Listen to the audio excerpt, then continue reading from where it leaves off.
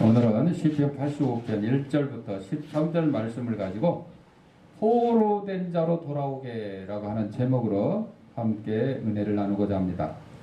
어제는 우리가 일본으로부터 해방된 광복 75주년 그리고 또 정부 수립한 1948년 정부 수립한 72주년 되는 날이었습니다.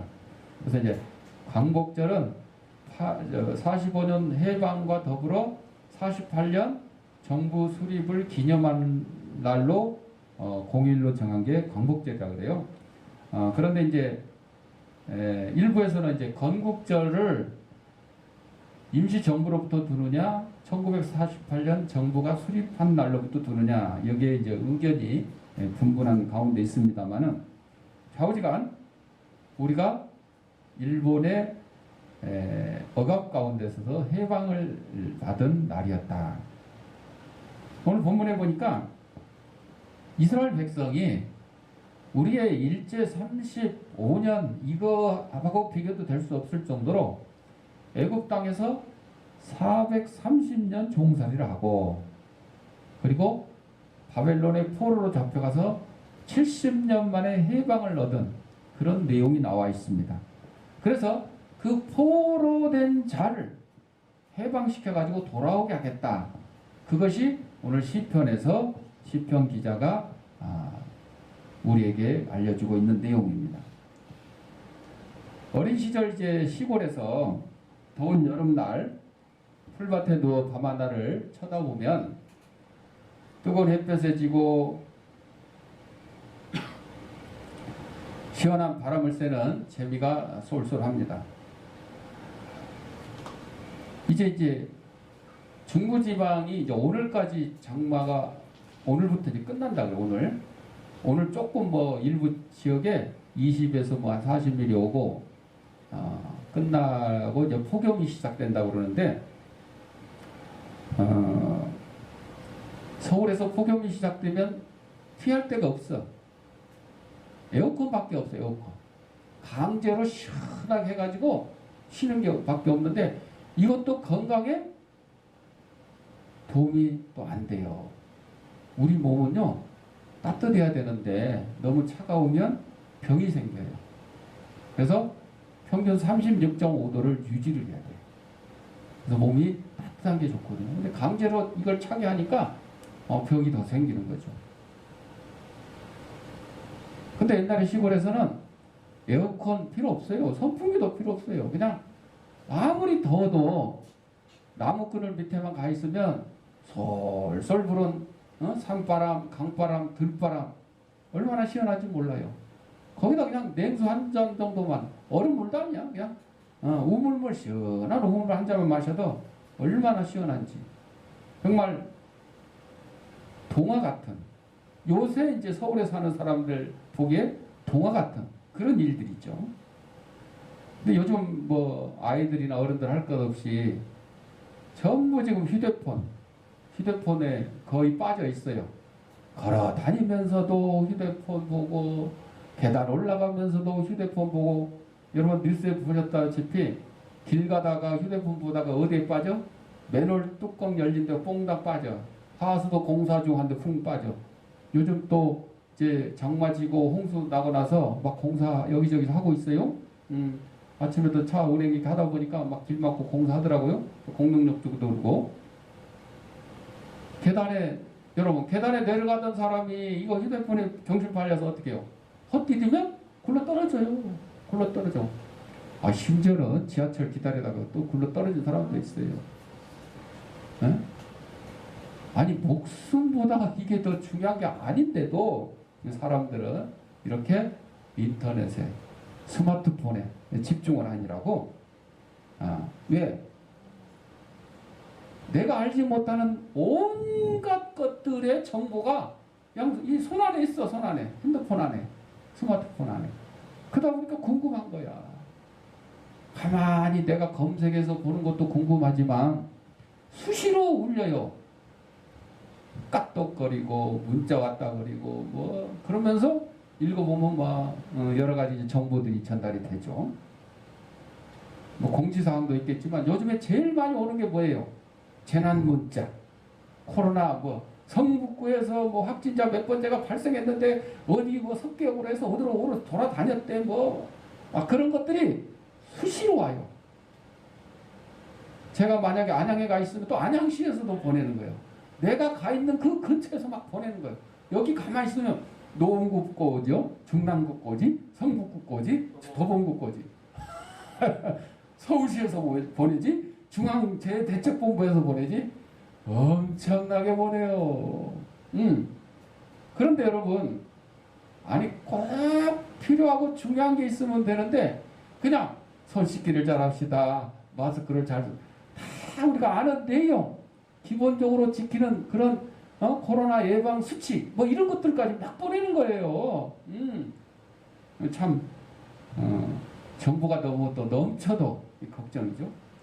근데 여러분, 이 인터넷, 컴퓨터, 스마트폰에 아무리 좋은 정보가 올라오고 훌륭한 정보가 올라온다 할지라도 거기에는 단 한 가지 하나님을 아는 그런 정보는 우리가 이해할 수 있도록 100% 이해할 수 있도록 올라온 정보가 없다는 겁니다. 없다는 거예요. 그냥 하나님이 만드신 그 멋진 자연의 풍광을 사진을 찍고 영상을 찍어서 올려놓을 수는 있지만은 우주의 모습, 별들의 모습을 찍어서 올려놓을 수는 있지만은 그것이 어떻게 만들어지고 어떻게 하나님께서 만드시고 그거를 운행하시는지 그 비밀은 아직도 인터넷에 올라올 수가 없는 겁니다. 인터넷은 몰라도 하나님을 아는 사람들이 있습니다. 인터넷은 가까이 하지 않아도 하나님과 가까이 하는 사람들이 있으니 이런 사람을 우리는 신앙인이라고 해요. 기독교인이라고 해요. 그래서 이런 사람은 사람들의 관심보다 하나님의 관심에 더 집중하는 거죠. 하나님 보시기에 인터넷 중독보다 하나님을 향한 신실한 믿음을 더 아름답게 보시는 겁니다. 여러분, 인터넷 중독은 인격을 파괴해요. 건강을 해쳐요. 어느 정도요? 밤에 잠 안 자고 뭐해? 게임해, 게임. 인터넷으로 게임해요. 이러니 건강하겠어요? 건강을 망치는 거죠. 그러나 믿음은 인성을 아름답게 합니다. 그리고 평안과 건강을 얻습니다. 그렇다면 인터넷은 조금 몰라도 우리는 믿음만큼은 단단히 가져야 되지 않겠냐. 과거에 이 땅에 기독교가 들어오기 전에 한국 사회는 미신이 지배하는 주술사회였어요. 지금도 뭐 그냥 여기저기서 뭐 전보고 어쩌고 뭐 사주풀이 뭐 무슨 뭐 사주 카페 막 이렇게 하고 막 뭐 그냥 그 가르치는 학원도 있고 뭐 자격증 어쩌고 막 이런 일들이 있는데 과거에는 더했죠. 국민 대다수가 글도 몰랐고 운명을 믿으며 내 운명이 이런 걸 어떻게 그 생활 속에서 헤어나올 생각조차 하지 않았습니다. 사람들을 지배한 사모니즘의 주요 관심은 인간의 윤리가 아니라 이 귀신이 지배하는 조작하는 그런 재난으로부터 인간의 해방이었습니다. 그래서 무당이 푸닥거리를 해서 귀신이 누르고 있는 그걸 갖다가 귀신을 사실 내쫓는 게 아니에요. 우리 신앙인들은 귀신을 내쫓지만 점쟁이 무당들은 귀신을 내쫓는 게 아니라 귀신의 힘을 빌어서 좀 봐주세요. 얘한테서 조금 떠나가 주세요. 비껴나 주세요. 이런 정도지 쫓아내는 거야. 이건 쫓아내면 안 되지. 왜? 귀신 때문에 먹고 사는데 점쟁이들이 무당들이 쫓아내는 게 아니에요. 사정하고 부탁하는 거예요. 그만 좀 놔주세요. 그만 좀 그냥 놔주세요. 부탁하는 거죠. 이런 잘못된 사상 속에 빠져있는 사람들을 위해서 교회에서 실시한 것은 성경 교육과 성서적 신앙과 윤리관 고치였습니다. 근대식 교육으로 말미암아서 특히 여성들의 완고한 미신 사상을 극복해 나가기 시작했습니다. 여전도에는 한국 여성들의 미신 타파를 위해서 강력한 복음의 무기를 사용했고 현대식 방법으로 과학을 교육함으로써 미신의 깊은 잠에서 깨어나게 했습니다. 교육은 인간을 둘러싼 허무의 벽을 무너뜨리고 그 속에 있는 자아의 눈을 뜨게 하며 인간의 자아가 참된 가치관을 찾아 참 인간으로 돌아오게 하는 내적 운동을 일으켰습니다.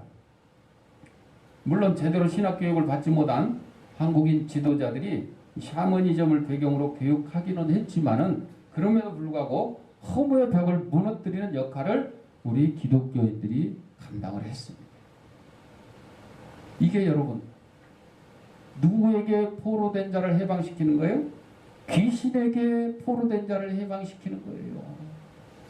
옛날에 그렇게 먹고 살 게 없고 하루 세끼 먹기 힘들었어도 꼭 후닥거리하고 무당 부르고 점쟁이에 점치고 이랬단 말이에요. 결혼해서 날짜 잡는데도 그냥 사주 단지 갔다 가야 뭐 사주 팔자 보고 뭐 하고 뭐 맞춰보고 사람의 생각과 뜻과 계획대로 하는 게 아니라 다 그냥 귀신 시킨 대로 하는 거예요. 귀신. 그래서 옛날에 그냥 귀신 신나라 까먹는 소리 한다. 아 귀신이 무슨 신나라를 까먹어. 응? 되지도 않는 일을 한 거죠. 자, 포로된 자로 돌아오게 하는 것은요, 귀신으로부터 해방하게 하는 것은 하나님의 능력이고 하나님의 역사지 무당이 하는 게 아니에요. 점쟁이가 하는 게 아니에요. 하나님이 민족을 회복시켰어요. 하나님의 은혜는 말로 다 표현할 수가 없죠. 그래도 표현할 수 있는 만큼 우리가 표현을 합니다. 은혜를 받고 마음속에 감동이 있는데 표현하지 않을 수가 없습니다.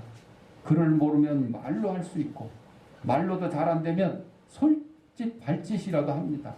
그래서 우리가 하나님을 찬양을 하고 기도를 하고 율동을 하고 이렇게 해서 하나님의 은혜를 감사의 표현을 우리가 하고 있는 거죠. 노래를 부를 수도 있죠. 노래를 잘 못 부르면 그림을 그리는 거예요. 멋지게 그림을 그리는 거예요. 천국의 모습을 그리고 사람이 가진 재능과 방법을 다 동원하여 하나님의 은혜를 표현할 수가 있습니다. 도대체 하나님이 어떤 은혜를 주셨기에 이처럼 할 수 있는 한 표현해야 되냐? 그것은 하나님이 민족을 해방시켜 주셨기 때문입니다. 이스라엘 백성 애굽에서 430년 동안 종살이를 했는데 해방시켜 주셨죠. 하나님은 이스라엘의 부르짖음을 들으셨습니다. 모세를 지도자로 세워서 이스라엘을 애굽에서 끌어내 주셨습니다. 이스라엘이 끌려 나왔지만 사실은 하나님의 구원하심의 혜택을 입은 것입니다. 이스라엘은 종이 시대에서 자유의 시대로 나아갔습니다. 본래 가졌던 자유를 회복한 것입니다. 이스라엘 또한 바벨론에서 70년 동안 포로 생활을 하였습니다. 하나님은 부르짖는 사람을 찾으셨습니다. 웬일인지 호세아서 7장 7절을 보면 부르짖는 사람도 없었어요. 그냥 운명이러니 우리는 노예생활하는 것이 타고난 운명이러니 하고 그냥 살았다는 거죠. 나중에 느헤미야가 부르짖습니다.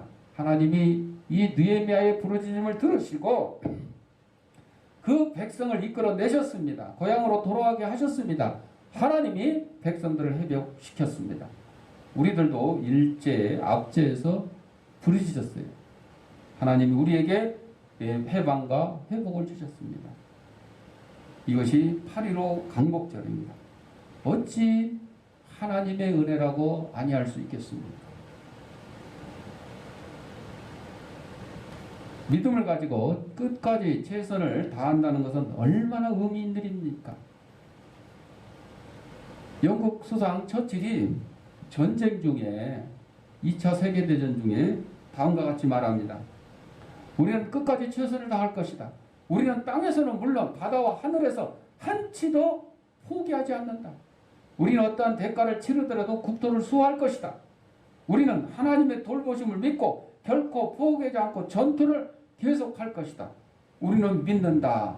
힘과 능력을 가진 새로운 세상이 옛것의 회복과 해방을 향하여 우리 앞에 올 것이다. 처칠은 하나님의 능력을 믿고 최선을 다하고 기도했습니다. 실제로 처칠은요, 국무회의, 장관들 모아놓고 회의를 해야 되는데 거기에 지각을 할 정도로 뭘 했냐? 기도했어요. 자, 하나님이 분노를 그치시고 구원을 베푸셨어요. 하나님이 왜 분노하셨어요? 이스라엘 백성이 범죄하기 때문에 분노하신 거죠. 애굽에서 430년 동안 노예 생활을 하고 바벨론 70년 포로를 끌려갔던 것이 이스라엘 백성이 범죄했기 때문입니다. 죄의 대가입니다. 그렇지만 하나님이 용서하시려고 아무리 마음을 먹으셔도 이스라엘 중에서 용서받을 기미가 보이지 않습니다. 용서해 줄 준비를 지금 하고 있는데 자식이 부모한테 잘못해가지고 부모님은 자식이 잘못했습니다 말 한마디만 하면 그냥 다 용서해 주려고 그러는데 이쁜 것 안 하고 있는 거예요. 그냥 버티고 있는 거예요. 지금 누가 이기나 보자. 지금 이스라엘 백성이 그런 시기였어요. 심지어는 하나님이 한 사람만 공의를 행하여도 구원하시겠다는데 예레미야 5장 1절에 보면 단 한 사람조차도 공의를 행하지 않고 전부 다 그냥 불의를 행하고 있는 거죠. 국가와 민족이 썩었고 선지자와 제사장 왕과 관리들 그리고 백성들이 모두 부패했다는 말입니다. 양심의 화인을 맞고 어느 누구도 하나님 앞에 바로 서려고 하지 않았던 겁니다. 이 정도 되면 하나님으로부터 책망을 듣고 고통을 받는 것이 당연합니다. 그나마 책망과 고통을 감사해야 됩니다. 왜냐하면 책망과 고통은 돌아올 기회, 회개의 기회가 제공되기 때문입니다. 부모님이 자녀를 야단치는 게 뭡니까? 너 잘못했다 그러고 제자리로 돌아오라 이거야. 부모가 자식에게 용서할 기회를 주는 거죠. 선생님이 제자를 나무라는 게 뭡니까? 너 그거 잘못한 거 잘못했다고 빌고 다시는 그러지 말아라. 용서해 주려고 그러는 거죠. 기회를 주려고 그러는 거죠. 책망과 징계가 없다면 완전히 버림받은 것입니다. 여러분, 내놓은 자식이 뭐예요? 더 이상 이제 부모도 손을 쓸 수가 없는 자식을 내놓은 자식이라고 그래요. 학교에서도 불량 학생, 사고 치는 학생, 징계도 하고, 뭐 정학을 취하고, 뭐 하다 안 되면 어떻게 해요? 냅둬 그냥 냅둬. 네 알아서 해. 뭐 학교도 안 나와. 뭐 저 그냥 길거리 가서 뭐 노숙자를 하든지 뭐 이제 가서 깡패 뭐 쫄다구가 되든지 포기를 하는 거죠. 포기를 할 때는 나무라지도 않아요. 책망할 필요도 없어요. 그냥 내놓은 자식이요. 그러나 하나님께서는 이스라엘 백성을 내놓은 자식이 아니라 회개하고 돌아오기를 기다리는 마음으로 책망을 하시는 겁니다. 그래서 책망과 징계 중에 깨닫는다면 은혜를 받을 만한 준비가 됩니다. 하나님이 이것을 보시고 백성들을 향한 분노를 그치십니다. 하나님이 주셨던 징계를 거두십니다. 그리고 이전 상태로 회복시킵니다. 이것이 하나님이 주시는 구원입니다. 외국의 내정 간섭에 무방비로 당했었죠. 심지어 국권마저 뺏겼죠.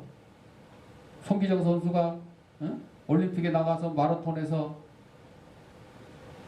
1등을 해서 금메달을 땄는데 대한민국 선수가 아니라 일본 선수로 금메달을 따게 된 거예요. 왜? 우리나라를 뺏겼어요. 일본에 합방을 당했어요.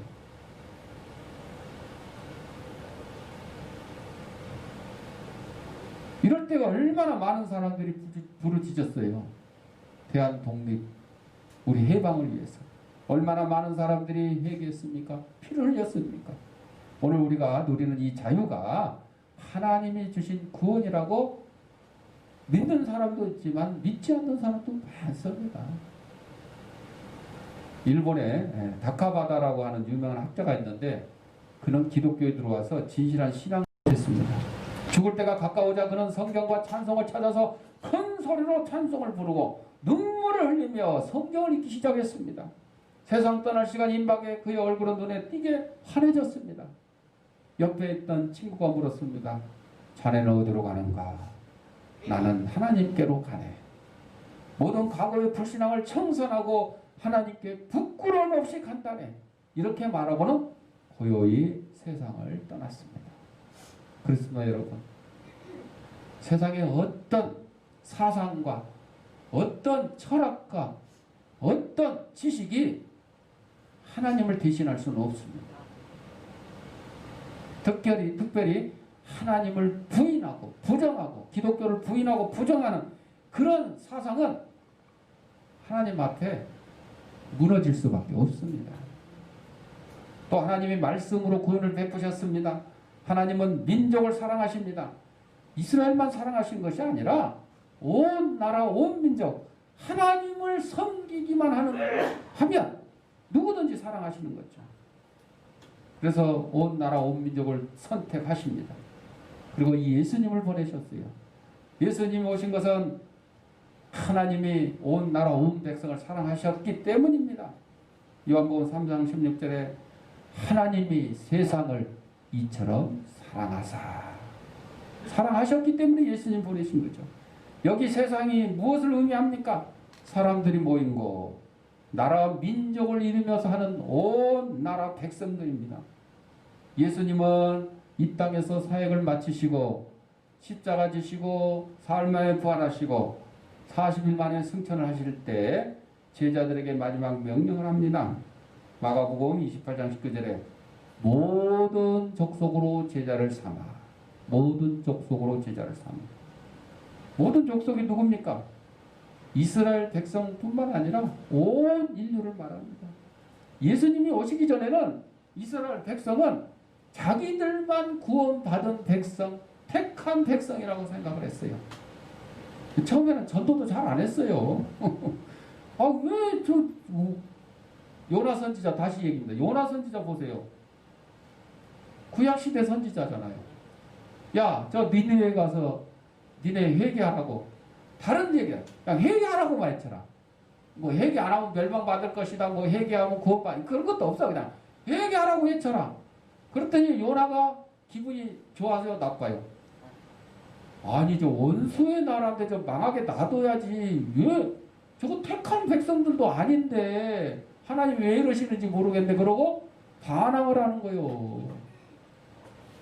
스페인으로 가는 배를 타고 도망가다가 하나님께서 꽉 붙들어 매시니까 도망갈 수가 없잖아요.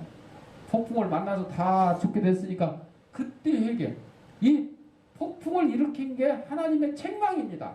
요나에게 지금 회개할 기회를 주시는 거예요. 그러니까 나를 들어 바다에 던져라.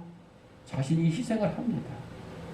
그랬더니 희생이 된 게 아니라 하나님께서 쫙 니네 앞바다에다가 더 큰 물고기 준비해갖고 사흘 동안 있게 하고 거기다 토해내게 하죠. 그리고 이제 하나님 시키대로 할 수 없이 이제 억지로 야 회개해라. 야 회개. 이러고 돌아다니다가 뒷동산에 올라가서 이제 이것들 망하나 망하기 보는 거야. 지금 하늘에서 불벼락이 내려가고 소돔과 고모라처럼 니느웨가 망하기를 보는 거요. 그랬더니 망해 안 망해. 야, 이방인들도 요나 선지자의 그냥 다른 뭐 구구절절 필요 없어. 그냥 회개하라고 그냥 소리쳤는데 아니 저놈이 누구요? 왜 저러는 거요? 뭐 이런 방구도 없이 왕으로부터 누구의 이르기까지 짐승에 이르기까지 시공을 접해하고 회개했어요. 우리 구원해 주세요. 아니 니네 백성은 하나님을 섬기는 백성도 아니고 하나님 모르는 거예요. 그런데도 왜 이상한 사람이 와서 회개하라니까 그냥 무조건 자기들이 이제 그만큼 맨날 나쁜 짓 하고 한 건지 알았겠지. 그나마 깨달은 거죠. 회개할 기회를 얻은 거죠, 여러분. 이겁니다, 이거. 응? 그래서 온 인류에게 마태복음 28장 20절에 내가 너희에게 분반 모든 것을 가르쳐 지키게 하라. 가르쳐 지키게 하라. 예수님이 이 땅에 오셔서 3년 동안 가르쳤어요. 천국 복음 가르치셨잖아요. 성경에 다 기록을 해놨잖아요. 그거를 갖다가 세상 사람들에게도 가르쳐서 지키게 하라. 지키게. 여러분, 가르치는 걸로 끝나는 게 아니에요. 선생님이 제자들을 열심히 국어 가르치고 수학 가르치고 이걸로 끝난다 그러면 그거는 올바른 선생님의 자세가 아니야. 점검을 해야 돼. 국어를 가르쳤는데 얘가 진짜로 가르칠 대로 책을 읽을 수나 있는지 쓸 수나 있는지 수학을 가르쳤는데 제대로 계산을 할 수 있는지 점검을 해요. 시험을 통해서 점검을 하고 막 점검을 해요. 그래서 부족한 아이가 있으면 어떻게 해요? 다시 복습을 시키고 일정한 수준의 실력이 올라가도록, 성적이 올라가도록, 지식이 올라가도록 계속 가르치잖아요. 그래서 훌륭한 스승은 공부 잘하는 아이를 가르치는 것보다 공부 못하고 말썽 피웠던 애들을 잘 가르쳐서 인도하는 그런 사람이 훌륭한 스승이라고 그러잖아. 김호중 가수 김호중이가 고맙소라고 불렀잖아. 그거 왜 불렀어요? 자기 스승에게 감사하다고 부른 거예요. 왜? 맨저 사고치고 주먹질하고 다니던 그 김호중이 그 선생님이 그냥 그 설득을 하고 뒷발을 하고 이렇게 해가지고 웬만하면 그냥 내놓은 자식으로 내놓을 만도 한데 얼마나 고마워요. 그렇잖아요. 여기 세상을 향한 하나님의 계획이 있습니다. 하나님이 세상을 향하여 사랑의 말씀을 주셨습니다. 독생자 예수님이 말씀으로 오셨습니다. 독생자 예수님이 사람들에게 진리의 말씀을 가르치셨습니다. 그리고 진리의 영이신 또 보혜사 성령을 우리에게 보내주셨습니다. 이제 우리는 말씀을 나눠야 될 사명이 있습니다. 한 사람도 빠짐없이 진리를 아는 데 이르기를 원하시는 하나님의 뜻을 이루어야 됩니다. 하나님이 말씀 우리에게 구원을 베푸셨습니다. 화평의 말씀이며 구원의 말씀 우리에게 주셨습니다. 개인과 국가 민족이 이 말씀을 들으면 구원을 받습니다. 그래서 이 말씀을 우리는 가르쳐서 어떻게 하라고? 지키게 하라. 지키게 하라. 서로 사랑하라 그랬으면 서로 사랑하게끔 가르치고 그 다음에 서로 사랑 실천하게끔 만드는 거죠. 행함이 없는 믿음은 죽은 믿음이라 그랬기 때문에 우리는 말씀을 가르쳐 지키게 해야 된다. 마지막으로 구원받은 우리는 영광의 백성입니다. 자유를 가진 민족은 행복한 민족들입니다. 지금도 자유가 없는 민족들이 많습니다. 아메리카 인디언들은 자유가 좋아서 교육도 의무도 거부하고 자기들끼리 살아요. 그러니까 미국 정부가 보호구역 만들어 놓고 집도 주고 뭐 교육도 시켜 다 한다 그러는데 사실 감옥 생활이나 마찬가지잖아. 우리는 그런 거 필요 없다. 마음대로 그냥 우리 다니고 하는 게 좋지. 나라에서 주는 거 그냥 배급 받고 정해진 구역에만 살고 이거 안 된다. 쿠르드족들은 인구는 몇 천만 명이 되지만 나라가 없어요. 저 터키 위에 시리아 소련 러시아 그 국경 근처에서 모여 사는데 나라가 없어요. 나라가 없어요. 그래서 이리 흔들리고 저리 흔들립니다. 우리는 일제 35년밖에 안 되지만 이스라엘도 거의 2000년간 나라 없이 떠돌던 그런 민족이었잖아요. 그러니까 지금 이스라엘이라는 그 나라를 세우고 2차 세계대전 후에 그 주위를 둘러싸고 있는 아랍 민족으로부터 나라를 지키기 위해서 얼마나 애를 씁니까? 목숨 걸고 성경에 나와 있는 대로요. 느헤미야 선지자가 하나님 앞에 우리 바벨론으로부터 우리 이스라엘 해방시켜 주세요. 우리 포로들을 해방시켜 주세요. 기도를 했더니 다리오 왕 때 가서 너네 가서 그러면 성벽도 재건하고 뭐 해라. 보내줬잖아요. 그러니까 그때 그거를 성벽을 재건하는데 주위에 또 가나안 민족들이 막 방해를 해요. 그러니까 한쪽에는 망치 삽을 들고 일을 하고 한쪽에는 무기를 들고 이랬던 것이 2차 대전 후에 바로 이스라엘 백성들이 이스라엘 팔레스틴에 이스라엘 나라를 건국하고 똑같이 그랬어요. 똑같이. 이 나라를 이제 건설하기 위해서 삽질을 해야 되죠. 망치질 해야 되죠. 또 한편으로는 어떻게 해요? 주위에 둘러싸고 있는 아랍 민족으로부터 이스라엘을 지키기 위해서 한 손에는 총을 들고 그러니까 이스라엘은 지금도 여자들도 다 징병이에요. 징병이요. 자유를 지키기 위해서 신앙을 지키기 위해서 이렇게 나라가 없는 그들에게는 자유와 나라가 필요하던 것을 누구나 알고 있지만 국제 정세가 그들에게 자유를 주지 않습니다. 그 자유를 주려고 그러니까 이제 그들이 속해 있는 터키나 시리아나 뭐 러시아가 반발하는 거죠. 반발하는. 그 외에도 뭐 중국의 쪽에도 여러 그 소수 민족들, 홍콩만 해도 중국 땅이지만 일국 양체제, 양제 이렇게 하기로 했는데 그거를 이제 중국이 서서히 이제 그냥 거의 합병하는 식으로 공산주의식으로 법도 만들고 막 해가지고 하니까 홍콩 주민들이 그렇게 시위를 하고 왜? 자유를 누리며 살았는데 이 자유를 지금 뺏기게 되니까 목숨 걸고 싸우는 거죠. 옛날에 뭐 자유가 아니면 뭘 달라고? 죽음을 달라고.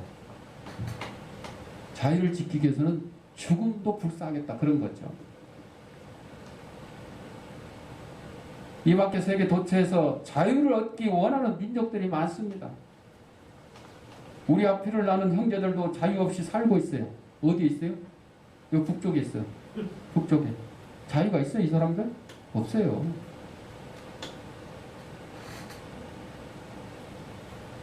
과거 우리는 목숨 내놓고 자유를 얻기 위해 싸웠습니다. 일제시대 때도 그랬고 6.25 전쟁 때도 그랬고 우리가 가진 자유는 우리의 선배들의 피와 땀 덕분입니다. 자유는 곧 구원입니다. 자유를 가진 백성들이 영광을 얻습니다. 애국에서 나온 이스라엘 백성들에게 주어진 자유는 영광이었습니다. 포로에서 해방되어 얻는 자유도 영광입니다. 자유가 있는 곳에 영광과 온갖 좋은 것을 다 누립니다. 지금도 육신의 자유를 제한받는 사람들이 있습니다. 또 영적인 자유를 제한받는 사람들도 있습니다. 하나님의 영광이 이루지 못한 죄인들도 있습니다. 죄인들이야말로 자유를 제한받는 사람들입니다. 이들에게 진리가 필요합니다. 진리가 그들을 자유하게 할 것입니다. 자유와 구원을 믿는 사람들에게 주어지는 하나님의 은혜며 선물입니다. 이것이 곧 영광입니다. 자유를 가진 사람, 구원을 받은 사람은 하나님의 영광을 누립니다. 사랑하는 성도 여러분, 우리가 일제로부터 해방되고 자유를 누리고 또 6.25 사변을 통해서 공산주의들의 그 폭정과 억압 속에서도 자유를 누릴 수 있던 것, 우리 선조들의 피와 땀을 흘린 덕분 하나님이 우리 민족을 지키신 그 은혜 때문이라는 것을 다시 한번 기억하면서 나라와 민족을 위해서 자유민주주의를 지켜서 힘쓰는 저와 여러분들이 되시길 바랍니다. 기도하겠습니다.